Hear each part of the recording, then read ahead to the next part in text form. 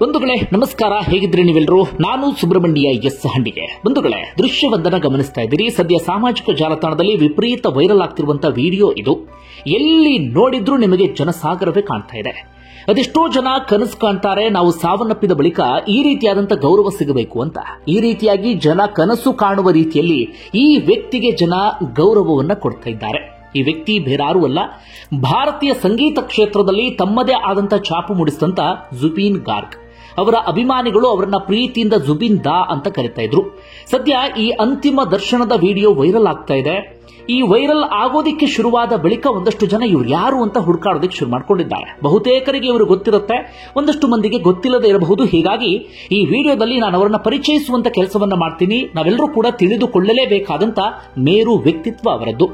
ಬಂಧುಗಳೇ, ಜುಬಿನ್ ಗಾರ್ಗ್ ಬರೀ ಸಂಗೀತದ ಮೂಲಕ ಹೆಸರನ್ನ ಮಾಡಿದಂಥವರಲ್ಲ, ಅವರು ಬದುಕುವ ರೀತಿಯ ಮೂಲಕವೂ ಕೂಡ ಜನರಿಗೆ ಹತ್ತಿರ ಆದಂಥವರು. ಅದೆಷ್ಟೇ ಅದ್ಭುತ ಅವಕಾಶಗಳು ಬಂದರೂ ಕೂಡ ತಮ್ಮ ಮಣ್ಣನ್ನ ಬಿಟ್ಟು ಹೋಗಲಿಲ್ಲ. ಅಷ್ಟು ಮಾತ್ರ ಅಲ್ಲ, ಎಲ್ಲವನ್ನೂ ಕೂಡ ನೇರವಾಗಿ ಪ್ರಶ್ನೆ ಮಾಡ್ತಾ ಇದ್ರು. ಸರ್ಕಾರದ ಒಂದಷ್ಟು ನಿರ್ಧಾರಗಳು ಜನ ವಿರೋಧಿಯಾಗಿದ್ರೆ ಅದನ್ನ ಪ್ರಶ್ನೆ ಮಾಡುವಂತ ದಿಟ್ಟತನ ಅವರಲ್ಲಿತ್ತು. ಅಷ್ಟು ಮಾತ್ರ ಅಲ್ಲ, ನನಗೆ ಯಾವುದೇ ಧರ್ಮ ಜಾತಿ ಇಲ್ಲ ಅಂತ ಬಹಿರಂಗವಾಗಿ ಸಾರದಂಥವರು, ಅದೇ ರೀತಿಯಾಗಿ ಬದುಕಿದಂಥವರು ಜುಬಿನ್ ದಾ. ಅದರ ಜೊತೆಗೆ ಸಾಮಾಜಿಕ ಸೇವೆಯ ಮೂಲಕವೂ ಕೂಡ ಹೆಸರನ್ನ ಮಾಡಿದಂಥವರು ಈ ಜುಬಿನ್ ಗಾರ್ಗ್. ಹಾಗಾದ್ರೆ ಏನಾಗಿತ್ತು ಅವರಿಗೆ? ಅದಾದ ಬಳಿಕ ಆದಂತಹ ಬೆಳವಣಿಗೆ ಏನು? ಜೊತೆಗೆ ಅವರ ಒಂದಷ್ಟು ಪರಿಚಯ, ಅದೆಲ್ಲವನ್ನು ಕೂಡ ಈ ವಿಡಿಯೋದಲ್ಲಿ ಗಮನಿಸ್ತಾ ಹೋಗೋಣ. ಬಂಧುಗಳೇ, ಜುಬಿನ್ ಗಾರ್ಗ್ ಇತ್ತೀಚೆಗೆ ಸಿಂಗಾಪುರಕ್ಕೆ ತೆರಳಿರ್ತಾರೆ ಈಶಾನ್ಯ ಭಾರತ ಉತ್ಸವದಲ್ಲಿ ಪರ್ಫಾರ್ಮೆನ್ಸ್ ಮಾಡುವಂತ ಉದ್ದೇಶದಿಂದ. ಹಿಂದಿನ ದಿನ ಏನು ಮಾಡ್ತಾರೆ, ಅಲ್ಲಿ ಸಮುದ್ರದಲ್ಲಿ ಸ್ಕೂಬಾ ಡೈವಿಂಗ್ಗೆ ಅಂತ ಹೋಗಿರ್ತಾರೆ. ಆ ಸ್ಕೂಬಾ ಡೈವಿಂಗ್ಗೆ ಹೋದಂತ ಸಂದರ್ಭದಲ್ಲಿ ಆಕಸ್ಮಿಕವಾಗಿ ಒಂದು ದುರಂತ ಸಂಭವಿಸಿ ಬಿಡುತ್ತೆ. ನೀರು ಒಳಗೆ ಹೋದಂತ ಜುಬಿನ್ ದಾ ವಾಪಸ್ ಬರುವಂತಹ ಸಂದರ್ಭದಲ್ಲಿ ಸಾವನ್ನಪ್ಪುವಂತಹ ಪರಿಸ್ಥಿತಿಗೆ ಬಂದಿರ್ತಾರೆ. ತಕ್ಷಣವೇ ಅವರನ್ನ ಆಸ್ಪತ್ರೆಗೆ ದಾಖಲಿಸುವಂತ ಪ್ರಯತ್ನ ಆಯಿತು, ಆದ್ರೂ ಕೂಡ ಅವರನ್ನ ಉಳಿಸಿಕೊಳ್ಳೋದಿಕ್ಕೆ ಸಾಧ್ಯ ಆಗಲಿಲ್ಲ. ಒಂದಷ್ಟು ಮಂದಿ ಹೇಳ್ತಿದ್ದಾರೆ ಅವರು ಲೈಫ್ ಜಾಕೆಟ್ ಅನ್ನ ಧರಿಸಿರ್ಲಿಲ್ಲ ಅಂತ. ಇನ್ನೊಂದಷ್ಟು ಮಂದಿಯ ವಾದದ ಪ್ರಕಾರ ಲೈಫ್ ಜಾಕೆಟ್ ಅನ್ನ ಧರಿಸಿದ್ರು, ಆದರೆ ಚಿಕ್ಕದಾಗಿದ್ದಂತ ಕಾರಣಕ್ಕಾಗಿ ಅವರದನ್ನ ಬಿಚ್ಚಿ ಹಾಕಿ ಬಿಡ್ತಾರೆ. ಒಳಗಡೆ ಹೋಗ್ತಾ ಇದ್ದ ಹಾಗೆ ಅವರಿಗೆ ಸರಿಯಾದ ರೀತಿಯಲ್ಲಿ ಈಜಾಡೋದಕ್ಕೆ ಸಾಧ್ಯ ಆಗಲಿಲ್ಲ. ಆ ಕಾರಣಕ್ಕಾಗಿ ಒದ್ದಾಡಿ ಪ್ರಾಣ ಬಿಟ್ರು ಅಂತ ಹೇಳಿ. ಸರಿಯಾಗಿ ಒಳಗಡೆ ಏನಾಯ್ತು ಅನ್ನೋದು ಯಾರಿಗೂ ಕೂಡ ಗೊತ್ತಾಗ್ತಾ ಇಲ್ಲ. ಮರಣೋತ್ತರ ಪರೀಕ್ಷೆಯ ರಿಪೋರ್ಟ್ ಹೇಳ್ತಾ ಇದೆ ಅವರು ಉಸಿರುಗಟ್ಟಿ ಸಾವನ್ನಪ್ಪಿದ್ರು ಅಂತ. ಅಂದ್ರೆ ನೀರಲ್ಲಿ ಬಿದ್ದು ಸಾವನ್ನಪ್ಪಾಗ ಅದೇ ರೀತಿಯಾಗಿ ರಿಪೋರ್ಟ್ ಬರುತ್ತೆ, ಅದು ಕೂಡ ಅದನ್ನೇ ಹೇಳ್ತಾ ಇದೆ. ಆದ್ರೆ ಅಸಲಿಗೆ ಏನಾಯ್ತು ಅನ್ನೋದು ಯಾರಿಗೂ ಕೂಡ ಗೊತ್ತಾಗ್ತಾ ಇಲ್ಲ. ಈಗ ಇನ್ನೊಂದು ಮರಣೋತ್ತರ ಪರೀಕ್ಷೆಗೂ ಕೂಡ ಒಂದಷ್ಟು ಸಿದ್ಧತೆಯನ್ನ ಮಾಡಿಕೊಳ್ಳಲಾಗ್ತಾ ಇದೆ. ಒಟ್ಟಾರೆಯಾಗಿ ಬರೀ 52 ವರ್ಷಕ್ಕೆ ಜುಬಿನ್ ದಾ ವಿಧಿವಶರಾಗಿ ಬಿಟ್ರು. ಇನ್ನು ಅದ್ಭುತವಾಗಿ ಬಾಳಿ ಬದುಕಬೇಕಾಗಿದ್ದಂತಹ ಮನುಷ್ಯ ಬರೀ 52 ವರ್ಷಕ್ಕೆ ಇಂಥದೊಂದು ದುರಂತದಲ್ಲಿ ಪ್ರಾಣ ಕಳ್ಕೊಳ್ಳುವ ಹಾಗಾಯಿತು. ಅದಾದ ಬಳಿಕ ಅವರ ಪಾರ್ಥಿವ ಶರೀರವನ್ನ ಅಸ್ಸಾಂನ ಗುವಾಹಟಿಗೆ ತರಲಾಯಿತು. ಅಲ್ಲಿ ಅವರಿಗೋಸ್ಕರ ಲಕ್ಷಾಂತರ ಅಭಿಮಾನಿಗಳು ಕಾಯ್ತಾ ಇರ್ತಾರೆ. ಸೆಪ್ಟೆಂಬರ್ 19ನೇ ತಾರೀಕು ಅವರು ವಿಧಿವಶರಾಗಿದ್ದು, ಅದಾದ ಬಳಿಕ ಭಾನುವಾರ ಪಾರ್ಥಿವ ಶರೀರವನ್ನ ಗುವಾಹಟಿಗೆ ತರಲಾಯಿತು. ತರ್ತಾ ಇದ್ದ ಹಾಗೆ ಯಾವ ಪರಿಯಾಗಿ ಜನ ಸೇರೋದಕ್ಕೆ ಶುರುವಾಗ್ತಾರೆ ಅಂದ್ರೆ, ಒಟ್ಟಾರೆಯಾಗಿ ಅಂತಿಮ ದರ್ಶನದಲ್ಲಿ ಭಾಗಿಯಾದಂಥವರ ಸಂಖ್ಯೆ ಲೆಕ್ಕಕ್ಕೆ ಸಿಕ್ಕಿರುವಂತಹ ಪ್ರಕಾರ 25 ಲಕ್ಷದ ಆಸುಪಾಸು. ಇನ್ನೂ ಜಾಸ್ತಿ ಆಗಿರುವಂತಹ ಸಾಧ್ಯತೆ ಇದೆ ಅಂತ ಹೇಳಲಾಗ್ತಾ ಇದೆ. ಒಮ್ಮೆ ಜುಬಿನ್ ಗಾರ್ಗ್ ಹೇಳ್ತಾ ಇದ್ರಂತೆ, ನನಗೆ ಅಭಿಮಾನಿಗಳು ಎಷ್ಟರ ಮಟ್ಟಿಗೆ ಪ್ರೀತಿ ತೋರ್ತಿದ್ದಾರೆ ಅಂದ್ರೆ, ನಾನು ಸಾವನ್ನಪ್ಪಿದ ಬಳಿಕ ಅಸ್ಸಾಂ ಒಂದು 2 ದಿನ ಬಂದ್ ಆಗಬಹುದೇನೋ, ನನಗಂತೂ ಹಾಗನಿಸ್ತಾ ಇದೆ. ಆ ಪ್ರೀತಿಯನ್ನ ನಾನು ಅಷ್ಟರ ಮಟ್ಟಿಗೆ ಸ್ವೀಕರಿಸ್ತಿದ್ದೀನಿ ಎನ್ನುವಂತ ಮಾತನ್ನ ಹೇಳಿದ್ರಂತೆ. ಅದೇ ಪ್ರಕಾರವಾಗಿ ಆ ಪರಿಯಾದಂತ ಜನ ಅಲ್ಲಿ ಸೇರಿದ್ರು, ಗೌರವವನ್ನ ತಮ್ಮ ಮಣ್ಣಿನ ಮಗನಿಗೆ ಸಲ್ಲಿಸಿದ್ರು. ಸದ್ಯ ಅಲ್ಲಿ ಜನ ಸೇರಿದಂತಹ ಆ ವಿಚಾರ ಲಿಮ್ಕಾ ಬುಕ್ ಆಫ್ ರೆಕಾರ್ಡ್ಗೆ ಸೇರಿದೆ. ಕಾರಣ ಭಾರತದಲ್ಲೇ ಇದು ನಂಬರ್ 1 ಸ್ಥಾನವನ್ನು ಪಡೆದುಕೊಂಡಿದೆ. ಅಂದ್ರೆ ಅಂತಿಮ ದರ್ಶನಕ್ಕೆ ಇಷ್ಟೊಂದು ಜನ ಸೇರಿದ್ದು.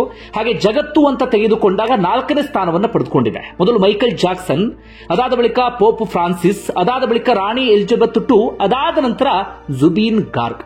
ನಮ್ಮಲ್ಲಿ ಸಾಕಷ್ಟು ಮಂದಿ ಗಣ್ಯರು ವಿಧಿವಶರಾಗಿದ್ದಾರೆ. ಆದರೆ ಅದೆಲ್ಲವನ್ನು ಮೀರಿ ಜುಬಿನ್ ಗಾರ್ಗೆ ಜನ ಈ ರೀತಿಯಾದಂತ ಗೌರವವನ್ನು ಸಲ್ಲಿಸಿದ್ದಾರೆ.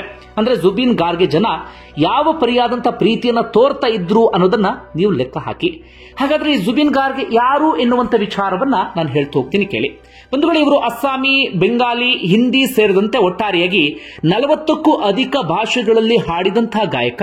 12 ಇನ್ಸ್ಟ್ರೂಮೆಂಟ್ಸ್ ಗಳನ್ನ ಪ್ಲೇ ಮಾಡ್ತಿದ್ದಂತ ಮ್ಯೂಸಿಷಿಯನ್ ಕೂಡ ಹೌದು. ಹಾಗೆ ಅಸ್ಸಾಂನಲ್ಲಿ ಹೈಯೆಸ್ಟ್ ಪೇಡ್ ಸಿಂಗರ್ ಅಂತ ಕರೆಸ್ಕೊಳ್ತಾ ಇದ್ದಂತವರು. ತಮ್ಮ 33 ವರ್ಷದ ಸಂಗೀತ ಕ್ಷೇತ್ರದ ಜರ್ನಿಯಲ್ಲಿ ಬರೋಬ್ಬರಿ 38,000 ಹಾಡುಗಳನ್ನ ಹಾಡಿದಂಥವರು ಈ ಜುಬೀನ್ ಗಾರ್ಗ್. ಅದರ ಆಚೆಗೆ ಇನ್ನು ಯಾರು ಅಂತ ಗೊತ್ತಾಗಿಲ್ಲ ಅಂದ್ರೆ, ನೀವು ಈ ಗ್ಯಾಂಗ್ಸ್ಟರ್ ಸಿನಿಮಾದ ಯಾ ಆಲಿ ಹಾಡನ್ನ ಕೇಳಿರ್ತೀರಿ, ಆ ಹಾಡನ್ನ ಹಾಡಿದಂಥವರು.